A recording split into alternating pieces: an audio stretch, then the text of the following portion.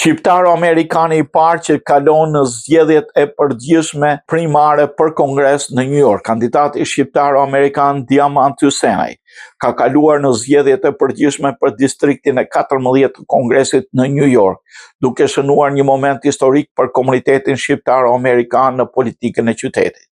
Diamanti raportoi Alp TV USA sepse kandidatët e tjerë në primary të Partisë Republikane ishin tërhequr dhe ai kishte filluar fushatën edhe pas marrjes së fitimit në primary derë më derë për të siguruar fitimin në zgjedhjet përfundimtare. Pas zgjedhjes paraprake, Hyssenaj siguroi një vend në fletvotimin e nëntorit pas një ngare konkurruese ku ai fillimisht konsiderohej si kandidat I nënvlerësuar. Fushata e tij është fokusuar në mundësitë ekonomike, përfaqësimin e komunitetit dhe ruajtjen e American Dream. Në këtë rezultat, Hyssenaj bëhet shqiptaro-amerikani I parë që kalon në zgjedhjet e përgjithshme në Kongres në historinë e New Yorkut.